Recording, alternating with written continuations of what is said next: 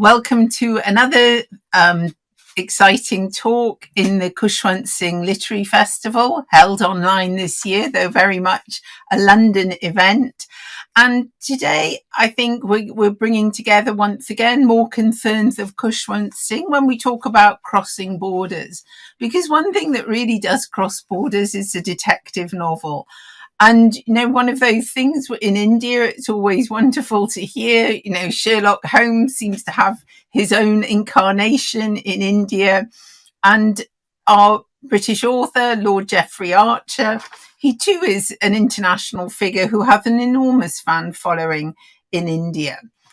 Today, he's going to be talking, do I have to introduce Geoffrey Archer? I suppose I ought to out of politeness, but he's published in 97 countries, which is really crossing borders, translated into 33 different languages, really one of the world's best-selling authors, as his sales now are about 275 million copies of his books, an author who really crosses borders. And he's talking today to Mihir Bose, who is based here in London and writes for many publications, as well as being a broadcast journalist and author of more than 30 books. His most recent book being The Nine Waves, The Extraordinary Story of Indian Cricket. He's another of the regular features here at the Khushwant Singh Literary Festival in London. But today they're talking about Geoffrey Archer's most recent book, Over My Dead Body, which features his detective sergeant William Warwick of the London Met. The London Met, perhaps now as well known around the world as they are to us here in London itself. So a big welcome to Lord Geoffrey Archer and Mihir Bose. Well, it's a great pleasure talking to Geoffrey Archer, who's in Spain. I'm in London in my loft here in Shepherd's Bush. Geoffrey is breaking into his siesta to talk to us. Geoffrey, before I begin, let me tell you a little anecdote which took place over lunch, where my dear wife read me out from your book, Over My Dead Body, the exchange between your detective, Chief Inspector William Warwick, and James Buchanan. And in fact, she played the audible version of it, and the exchange, James Buchanan being a young man who doesn't want to be the president of America or anything like that, because he wants to be the head of the FBI and can get direct access to the president. And it was absolutely fascinating. And at the end of it, she said, "This is an absolute page turner." She was the first one in the family to read it, may I say. And this is in the same class as Dick Francis. There can be no higher praise for my wife than that. She's into equestrian sport, and Dick Francis' books are the one books I cannot take to the charity shop, despite my great desire to reduce the number of books in my house. Now, the way you actually, let's talk about that conversation, because it's at the start of this book. The way you frame it is so fascinating. And as you were writing it, what was going through your mind when you were writing it as the opening lines of your book?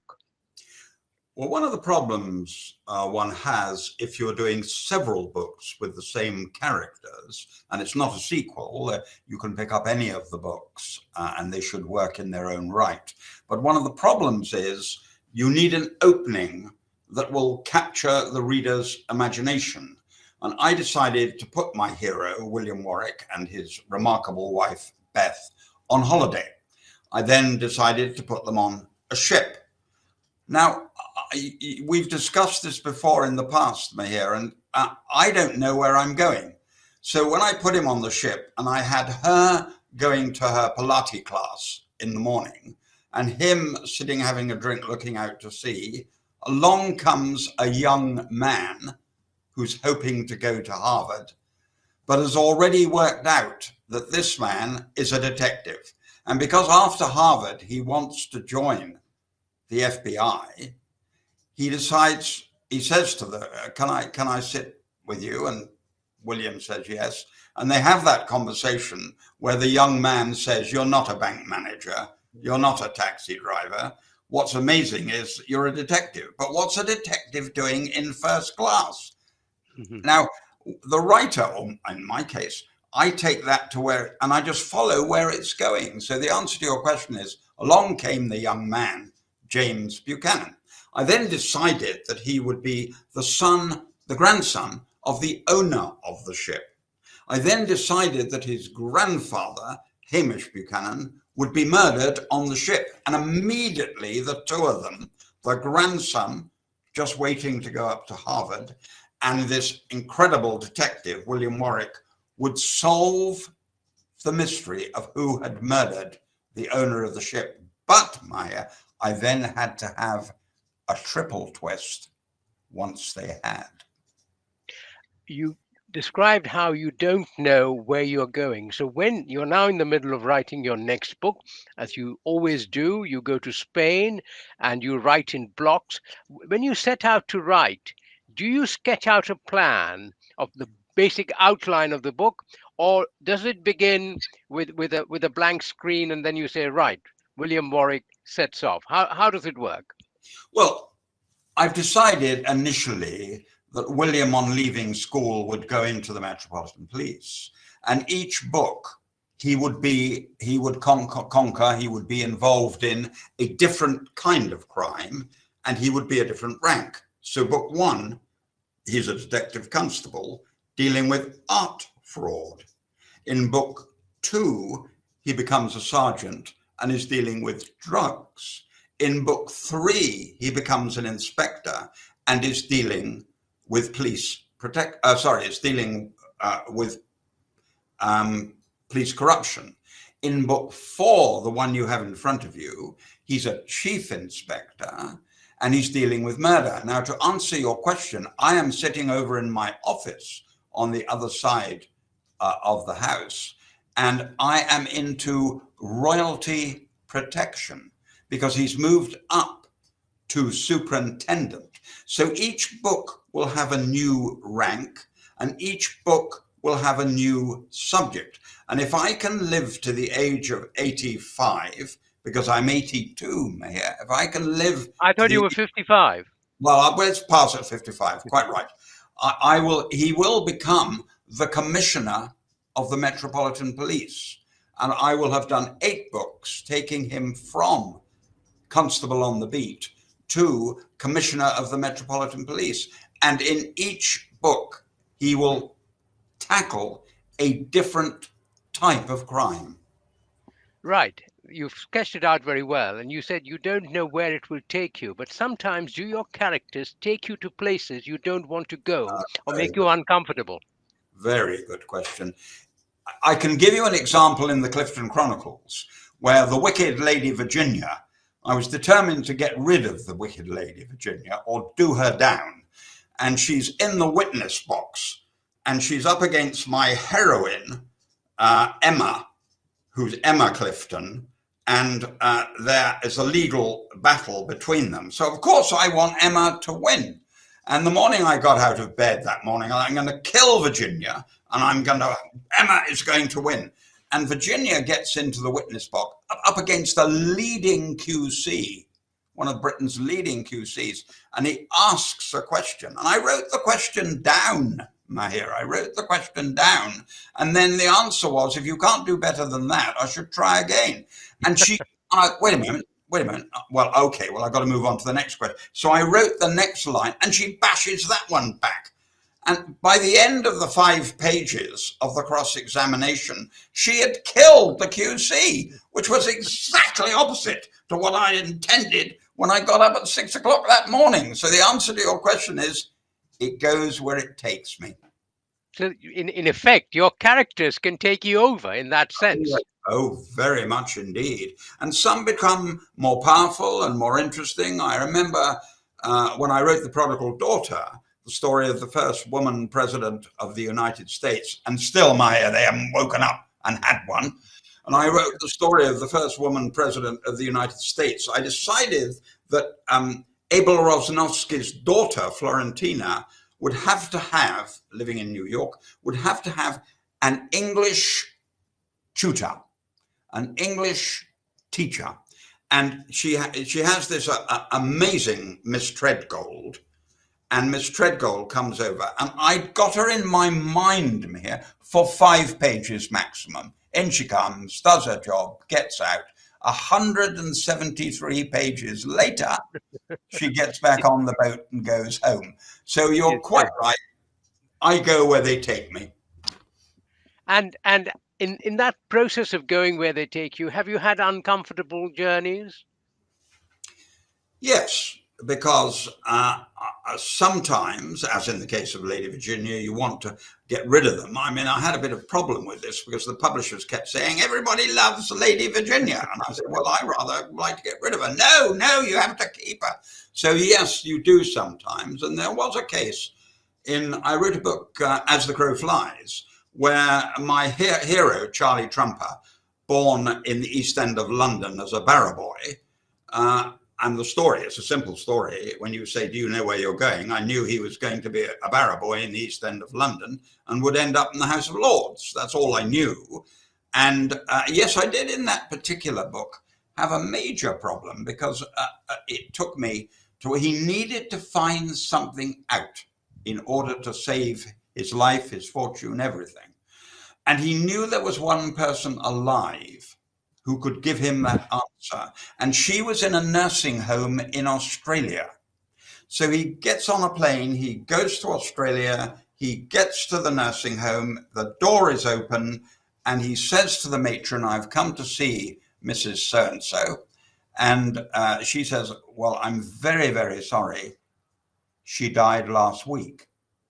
Now, I had to get myself out of that problem, because I liked the idea that after all his fighting to find out the thing that would save him, he was smashed at the last moment. And my very, very great editor of many years ago now no longer with us, the great Corley Smith, who edited J.D. Salinger, a truly great editor, said, Geoffrey, if you've got a problem like that, don't avoid it. The problem will not be solved by the reader. It has to be solved by you. Don't find the easy way out, in which case the matron would have said, oh, yes, do come in. I'll take you to her. That's the easy way out. He said, you've stuffed yourself. Now get yourself out of that corner. And I walked round a golf course for 3 days. Huh. Trying to work out how, and then I got it. You get it sometimes, in a second, in a split second it comes. You get the basic idea, and then it takes a couple more hours perhaps to see how you use that basic idea. And it was very simple indeed. I turned her into a Scottish matron, and she said, as you've come all this way, would you be kind enough to take this letter back to England? Because it will save the post. So she hands him the letter and he reads the letter on the plane and everything is explained. So tell me, what is it about writers like you who want to kill one of their characters? And I'm thinking, well, even kill their leading character. And I'm thinking about Arthur Conan Doyle actually killing Sherlock Holmes, then resurrecting him. Agatha Christie giving Poirot a last role. What is it? Is it that you get tired of it? Is it that you feel, oh, I've had enough of him. He's invaded my space. What is it? I mean, the character almost becomes a human being who's with you. Well, we know in the case of Agatha Christie and in the case of Sir Arthur Conan Doyle, we know historically that their publishers went down to their house, sat with them and said, the public want them alive. And he pointed out that they're dead. In the case of Conan Doyle, he said, well, revive him. And he did.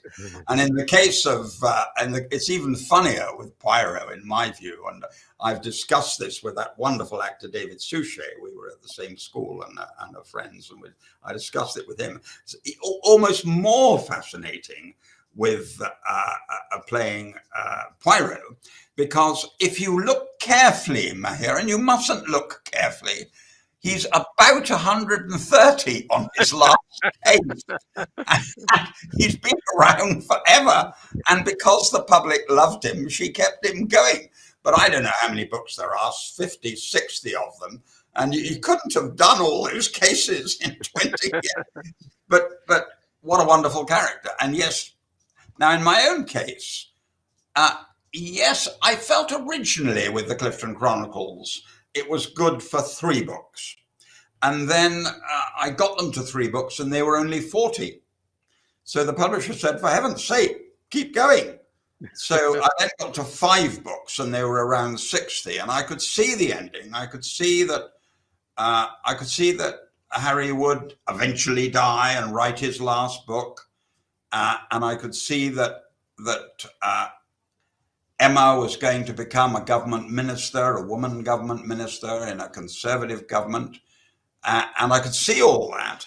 And that got me into the 70s. Now, the problem with the 70s, when they get to the 70s, you're not meant to be doing as much as you used to do. So frankly, 7 books was enough. I got to the end. I thought I was very happy when it was the end of the 7 books. But in answer to your question, that was originally meant to be 3 books.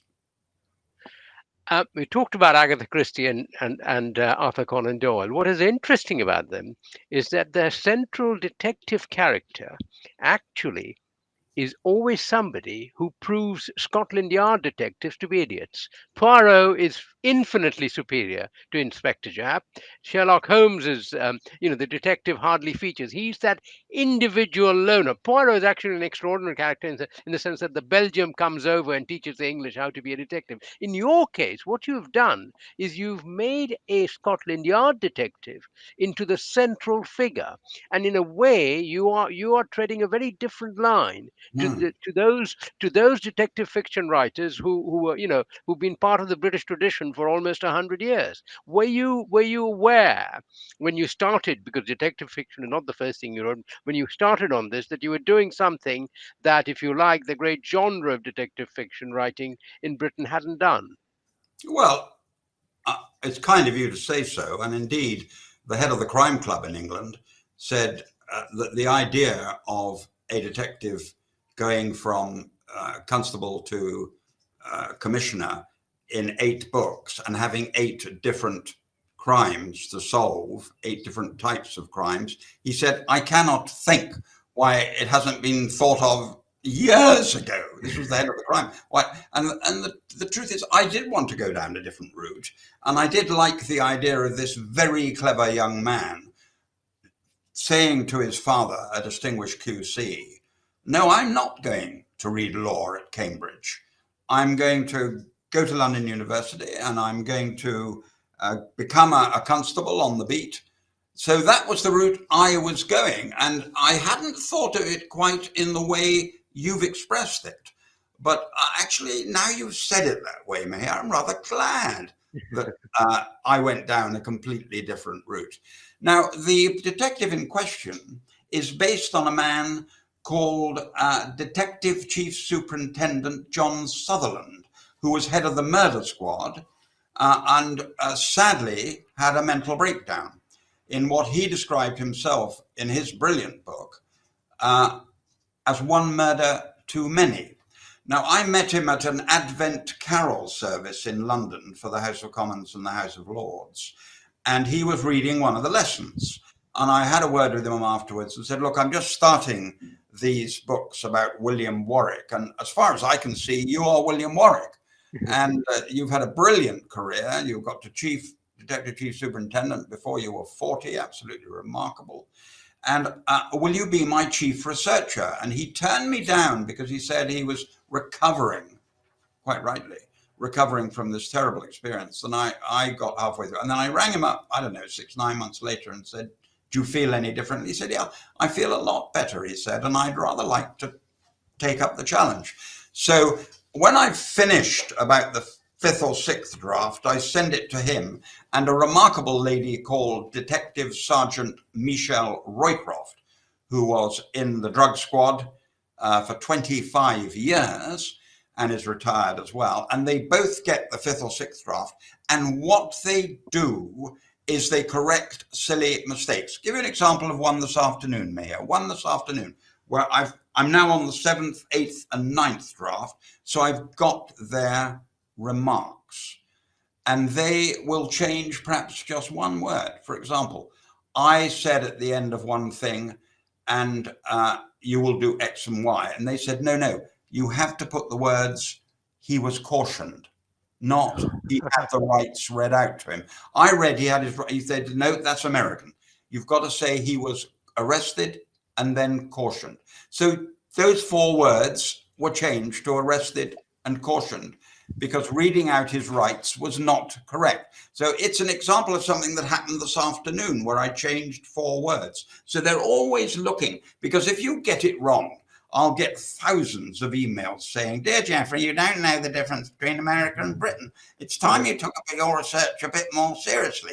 So I'm very lucky to have these 2 remarkable former police officers who do just that. Just occasionally, if I'm very lucky, they come up with an anecdote as well that has happened in their life. The best one I ever remember, and I haven't been able to use yet, and I know it to be true, but I haven't been able to use it, is Michelle, who's about, I don't know, 5'8", now a former officer. She told me of a case where she was chasing a drug baron and dived into the top of the roof of his car and stopped him driving. Well, I don't know about you, but I wouldn't have had the guts to do that.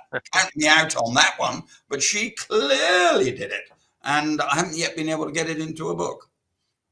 Well, you clearly share with another great British writer, Somerset Maugham, who said you've got to constantly polish your work. So, I mean, the drafts have to go on and on. But is there a process where you say, no, it's got to stop now? Or you are, when you submit the manuscript or typescript to your publisher, you finally feel it can't be bettered?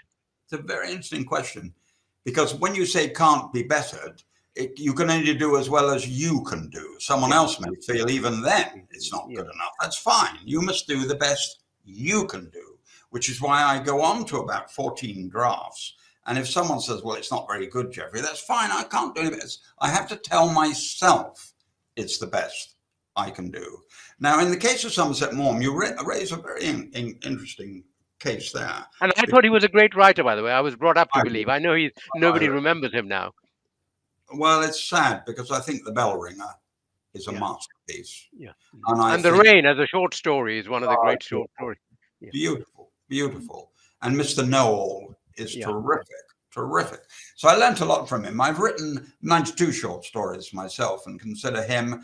H.H. Munro, Saki, Maupassant, O. Henry. I think these are the great short story writers. Now, in your own country, of course, I include an absolute giant in R.K. Narayan.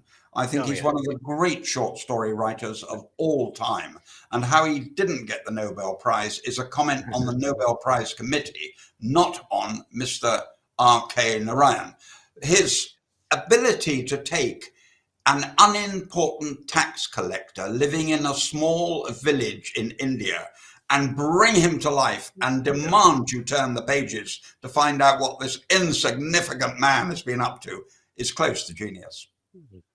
But I mean, you started off not by writing detective fiction. You started off, and your famous first novel, Not a Penny More, Not a Penny Less.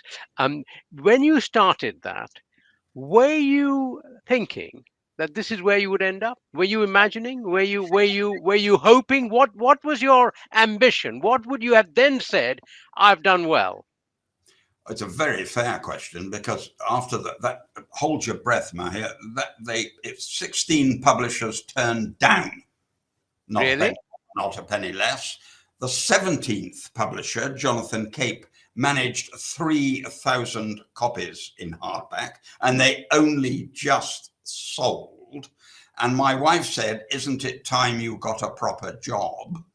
But it all changed when I wrote Cain and Abel. The whole world changed for me when and now in your country, I see the Indian Times think 100 million people have read Cain and Abel in India. It seems impossible, but 50 million in India, 100 million in the whole world. Yeah, well, I mean, you've always been a great story writer. You can tell a story, which is what it's all about, and you can tell it, and you can make believable characters where you believe that these people are there next to you. That's been your great great virtue, great ability, all right from the beginning. I remember speaking to Richard Cohen about you, who edited your books, and what a great story writer you were, what a great storyteller you were, which is not a gift many people have. And we were talking about Somerset Maugham. I think Somerset Maugham had that capability. Yeah, but that's the point, if I may interrupt you, Mihir. You're making the point yourself. It's a gift, to use your words. It's a gift. You can't pop down to Marks and Spencer's and order a couple of stories. It's a gift, like playing the violin, like being an opera singer, like being an Olympic athlete. It's a gift. Did you always have it as a child? Well, I was always, I think, a raconteur, and I've always loved public speaking. So I wasn't aware that I had it until I put pen to paper.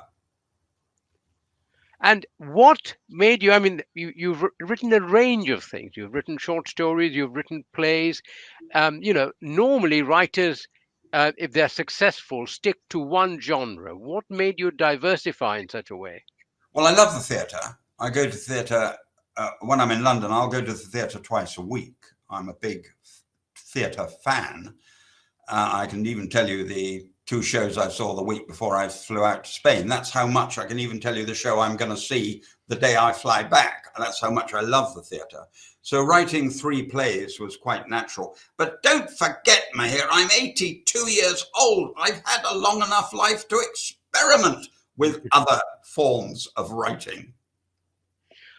One point, your blurb in your book mentions your great interests, talks about your passionate interest in arts, but it doesn't mention an interest of yours that I'm very well aware of, and that is where we've always met, your interest in sport, in cricket.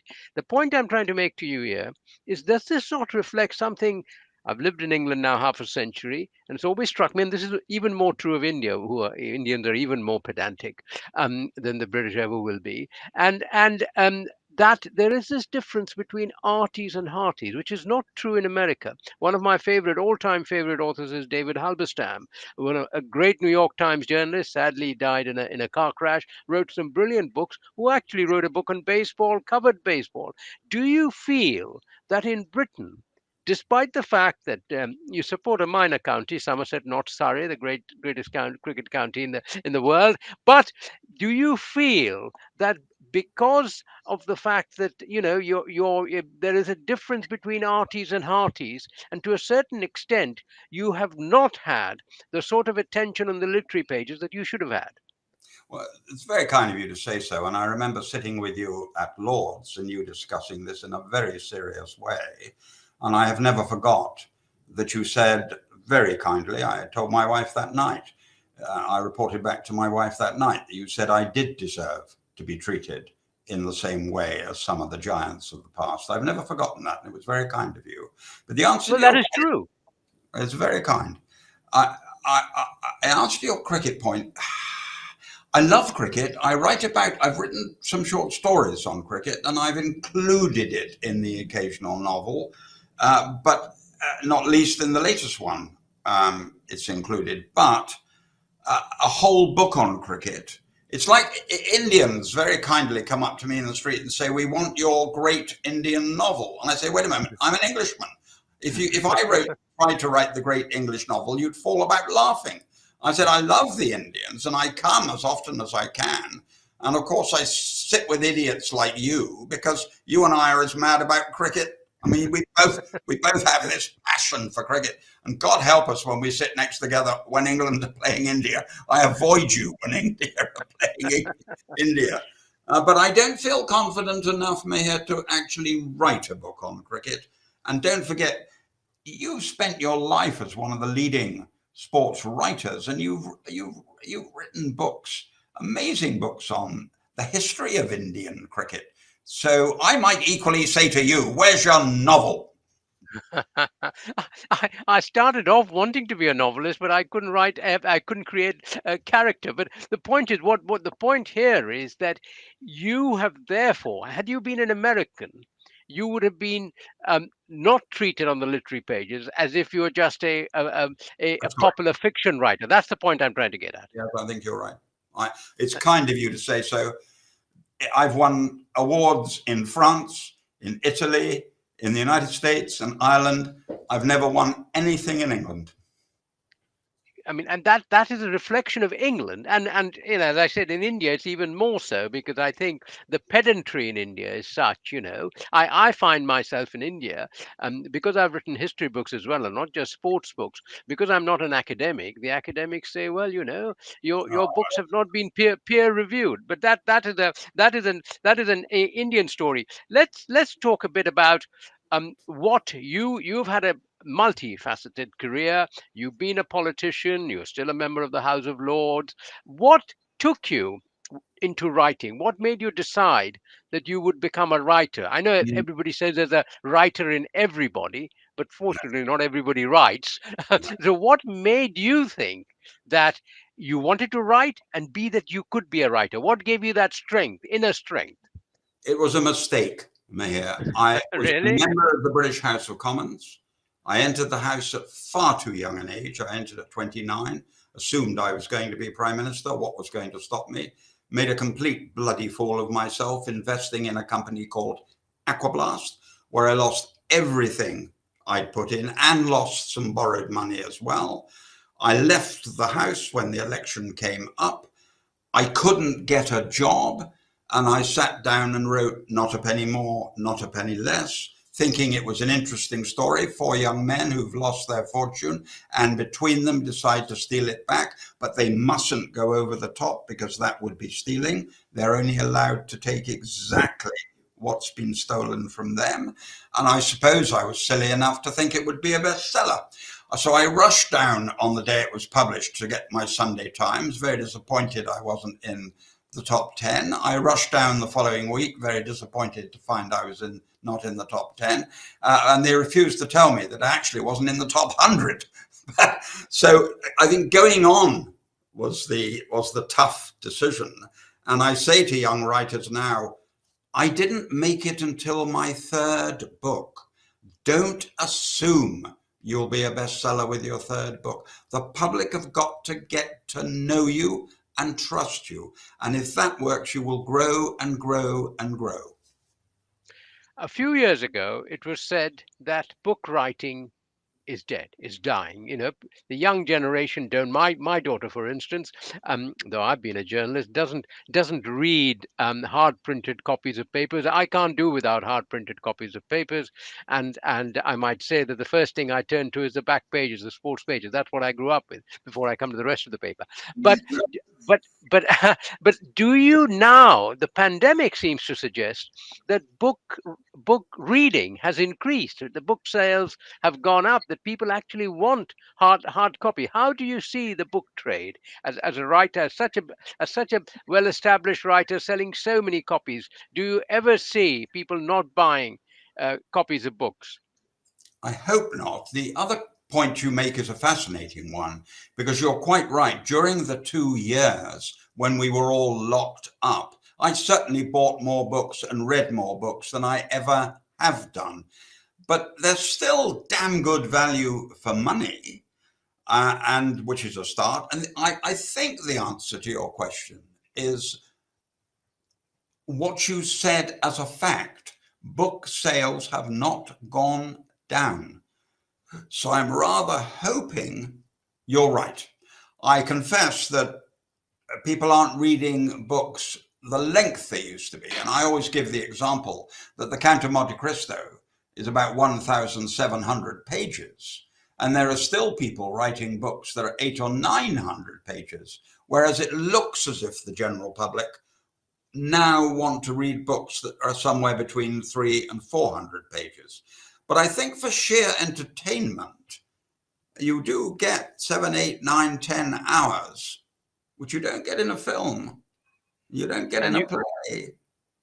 And I think I prefer, I know a friend of mine read Kindle, but I still prefer a hard copy that you can go back to. And talking of weighty books, I mean, and you're part of that great classic generation of British writers. You know, Dickens would not care about how big the book was, but his books were, of course, published in book form after they'd been serialized in various magazines.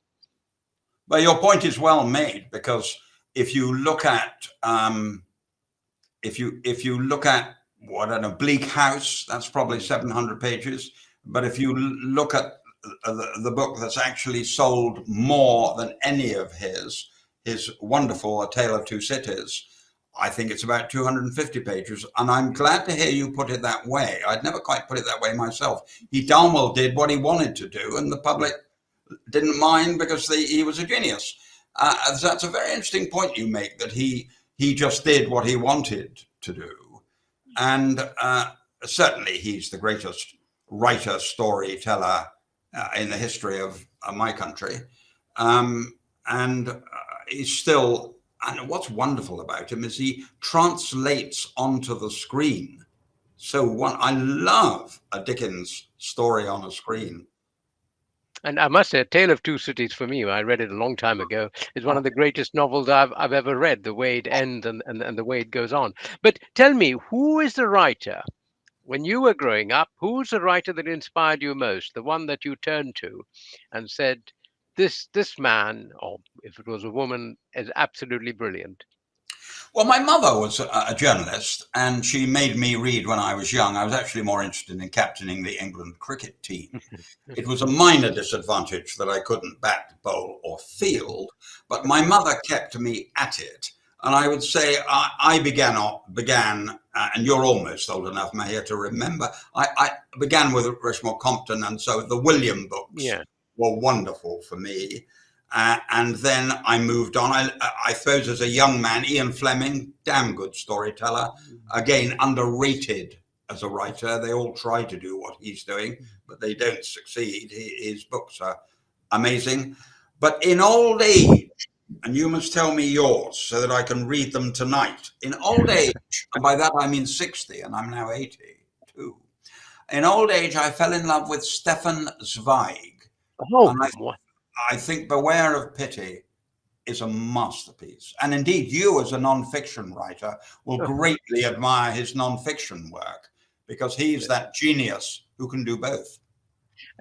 You mentioned Stephen Zweig. You know, I once got Roy Hodgson, who's written the foreword to my book that's just come out on Sport and Race, to come and speak at the Reform Club. Roy, of course, made the mistake of becoming a member of the Garrick, but that's a different story. And when we asked him what was his favorite, no. You misheard me, Mihir. No. Stefan Zweig. Yes, Stefan Zweig. Yes, and Roy Hodgson thought he was the best writer. You know, his favorite novelist. Who did? Sorry. As Roy Hodgson, the England football manager. Did he? Well, he's a very intelligent man, isn't he? I talk about my love of the theatre. The only time I ever see Roy is at the theatre. He loves the theatre, and he's very well read. Absolutely. And a thoroughly nice chap. And when he mentioned his name, there were some members of the Reform Club who hadn't really read his books and things like that. And it's really interesting you mentioned William books, because though I was brought up in India, I was brought up on English literature, and I read Biggles and William books were. William books were given to me by the man I call my grandfather. He was my father's uncle, and I came to England thinking everybody had a cook. So I take it you grew up with having a cook in your house. I take it, Jeffrey. But surely, as a good Indian, you were brought up on P.G. Wodehouse. Absolutely, P.G. Wodehouse. I mean, I thought everybody in England had a valet who served fish every day. But there we are. Now, tell me, you've spoken about cricket. Would you have given up all your success to have played for England and scored a century at Lord's? It's a very hard question to answer, because I remember a very intelligent man saying to me when I was a young man, when you achieve something, you want something different. And if you had that something different, you'd want what you had achieved. I'd love to have scored a century at Lord's. If you're asking me to give up all the books to play for one century at Lord's, no. If you ask me, would you like to be Rahul Dravid? The answer is yes. Because he's the most beautiful stroke player I think I've ever seen. I mean, I'm a huge fan of Gavaskar, and of course we all admire Tendulkar. but Dravid for me. And that day when he and VVS Laxman held on against the Australians. I mean, my love of cricket is proved by the fact that I look upon that as an Englishman, as one of the great days in the history of cricket. So no, I'd like to have been Prime Minister. I'd like to have been captain of the England cricket team. And I'd like to have had 7 number 1s on the New York Times. Well, I'll settle for one of those. Well, funnily you mentioned Gavaskar. I went to school with him. I was a couple of years his senior, and I remember as a sort of a boy in senior school looking down on this little boy in shorts practicing his forward defensive, and we laughed at him. And we went to a Jesuit school, and Father Fritz, who took us for English and sports, said that boy will play for India. You load of washouts you don't know, which turned out to be true. Now we talked a bit about politics. Actually, his name came up at lunch today. If you had to send a batsman to the crease when you were in trouble, who would it be? And I said without hesitation, Sunil Gavaskar. Oh yes, and he's a very nice guy as well. He's a very straightforward guy. He's a very nice guy. Talking of politics, you were involved in politics. You're still involved in politics. Politics, in particularly what is happening with in recent times with members of parliament and the stories that are coming out, suggest that the people who are of good caliber are not going into politics. Would you accept that? And if that is the case, why is that the case? One thinks of the best people in the land should be going into politics. That's not just true of Britain. It's true of other countries. You think of America, you think of India. Why is it that it is not attracting the best and the good? I can best describe this when I was asked some time ago to speak. So it's not right up to date, but 15 years ago, I was asked to speak to the Kit Kat Club in England, which is for women who've achieved managing director, chairman, or chief executive before the age of 40. And the mayor, the Lord Mayor, rang me up and said, "We want you to address them, Geoffrey." And I couldn't. I was in heaven, Mihir. I mean, 200 women in one room, all of them cleverer than me. I was in heaven. And off I go. And there was one particular girl I will never forget, lady and woman, I will never forget the rest of my life. She's standing at the back and she's having a row with me on a big political subject at the time. And I suddenly had enough of it and said, "Why don't you go into the House of Commons? Why don't you serve your country? Why don't you play a part in politics?" And she said, "Geoffrey, I earn £250,000 a year, and I have 2 boyfriends at the moment, and don't want to see either of their names on the front page of the Daily Mail." And I think that answers your question. But is this a fault perhaps of my tribe journalism that we are now reporting more personal stories than we used to? When I went into journalism all those years ago, and I qualified as a chartered accountant, my father said there's no money in journalism. He was right. But the point is that stage, what was in the private life of individuals was not something that you cared about. You cared about what the policies were, what the issues were. Is this because we have trivialized? Our world is more trivialized than it was when we were young. Well, if that is true, Mihir, it's because that is what the public want. The journalists can't write an article that no one wants to read. And in England at the moment, we've got Wayne Rooney in court against Vardy, and it's on the front pages every day. I happen to think and it's getting about the same coverage as Ukraine. Well, there is a subtle difference in its importance. But that's the world we now live in. Celebrity, TikTok, all these things. It's a new world that you and I don't fully understand. But now, taking your own comment about your own profession. Wow, when I was at Oxford, the very best people wanted to be journalists. Nowadays, it's very hard to get a job in journalism. The newspapers are not selling, as you well know. The numbers are going down. Newscasts on television are lucky if they get 40,000 people watching them, very lucky. And so your world has changed as well. And you make the point, when you were a young man, going into journalism was a big deal. It's not that attractive at the moment. But I mean, this of course is part of a changing world that we can't do anything about. Do you feel, looking back, that you have lived in the best of times, or would you have liked to be a young man now at 18? Well, I'd like to be a young man now, only because I'm an old man now. But I have a wonderful housekeeper called Lena. She's Bulgarian, and I'm guessing 24 years old. And she saw a picture of Mary and myself in my Oxford days when I was a runner.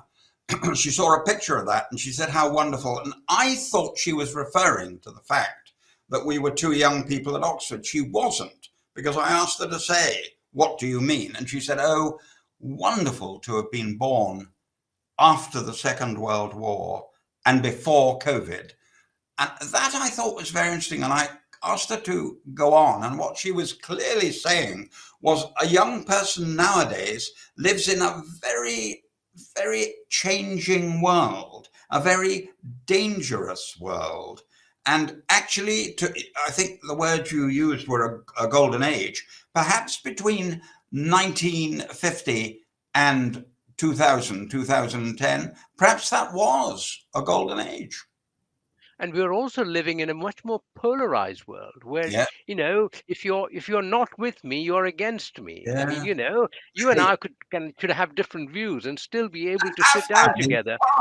You and I have had rows in the box. It doesn't stop us being friends, but nowadays you're quite right.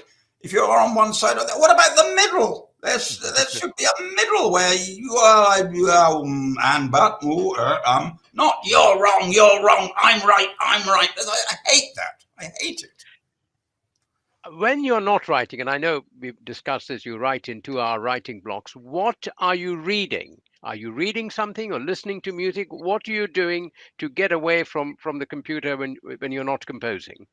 Well, I confess that I don't read a great deal when I'm writing. I do read a great deal when I go back to London or to Cambridge. I do read a lot and love reading.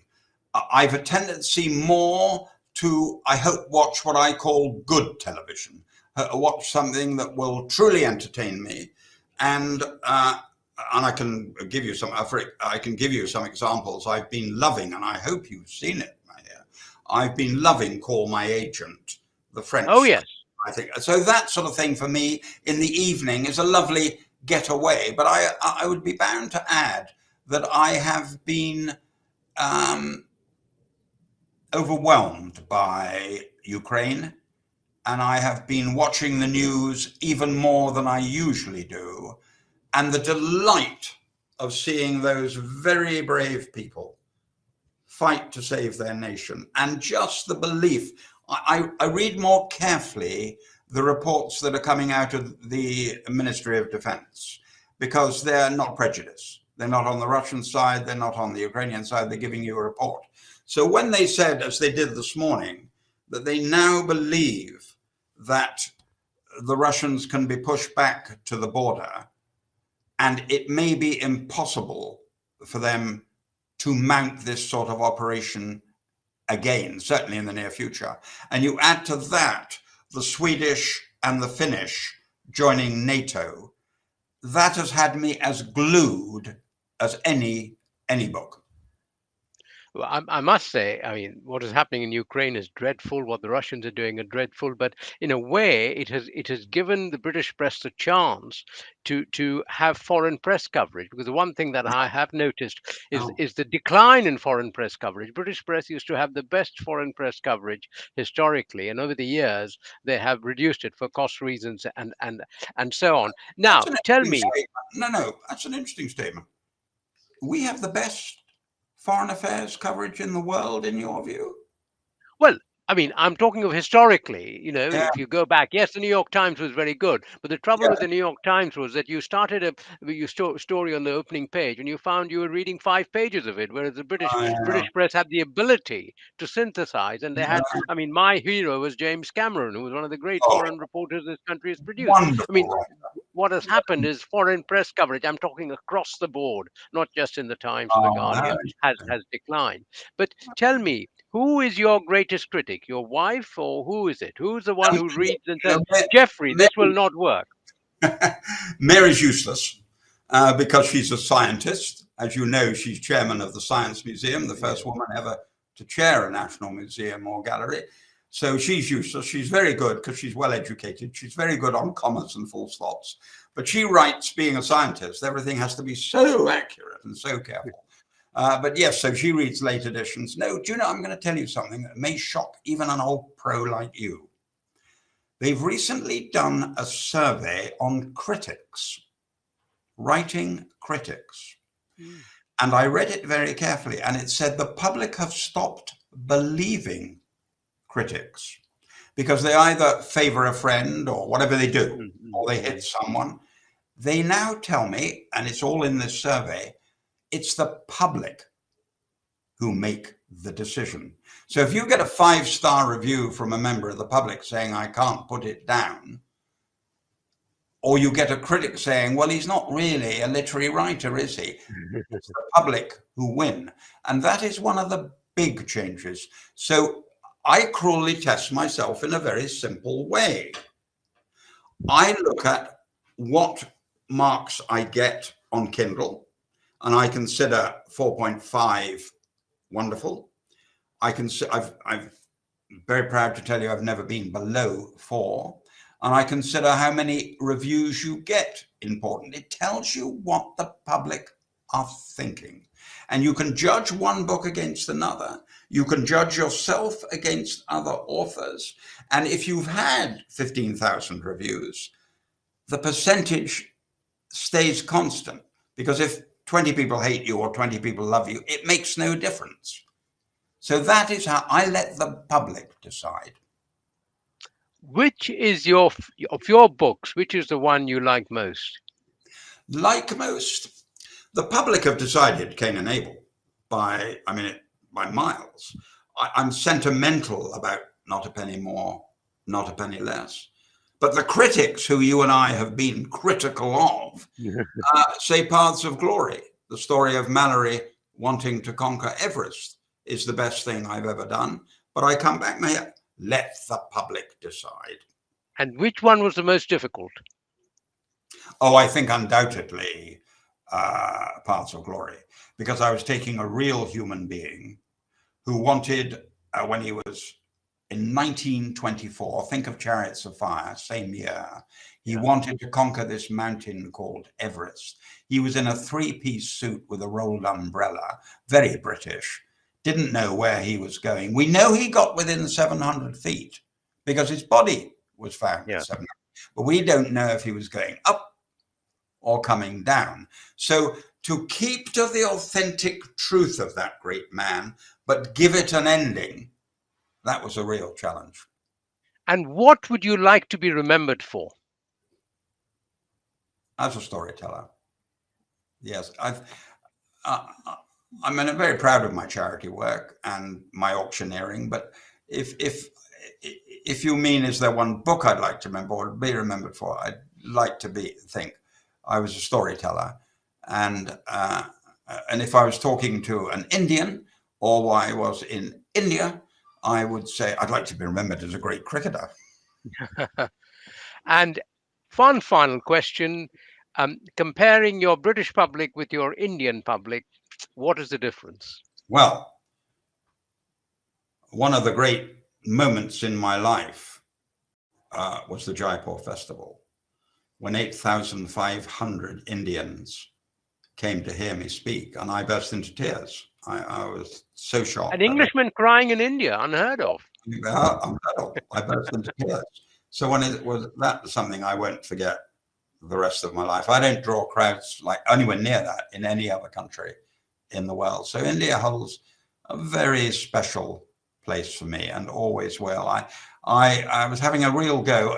My new man dealing with my gardener is a Sikh. And I was having a real go at him because he wasn't wearing a turban. And he said, well, that's what my father says. And we're moving on. But I think of Indians as being ambitious, hardworking, and straight. And I love dealing with them, always have done. And certainly they're playing a major role in Britain. Well, Jeffrey, thank you very much. We shall, of course, probably meet when India play England at Old Trafford. And of course, we shall have different views on what the result will be. But on that note, thank you very much, Jeffrey. Thank you very much. Lovely to see you again, and look forward to seeing you at Lord's or the Oval. Absolutely. Well, thank you, both of you, for such a wonderful and exciting discussion there. Really great. Both of you are such prolific authors, of course. And I've just noticed that Mihir has another book out. I mean, extraordinary, writes almost faster than we can read, called Dreaming the Impossible, The Battle to Create a Non-Racial Sports World. I was also just reminding everybody that one of the great themes of this, apart from the crossing borders, which we've covered nicely today, is the theme of ecology and the tree planting, which is part of the legacy of this festival. And this year, there are trees for tigers being planted in Sundarbans National Park in West Bengal, one for each of the speakers at the conference. Maybe next time one of you might be writing about the Sundarbans and West Bengal, and perhaps we could have our detective from the Met turning up and tracking tiger smuggling. Just a little suggestion from my part anyway for another book. Thank you both so much for contributing to this festival and keeping the legacy of Khushwant Singh alive. Thank you.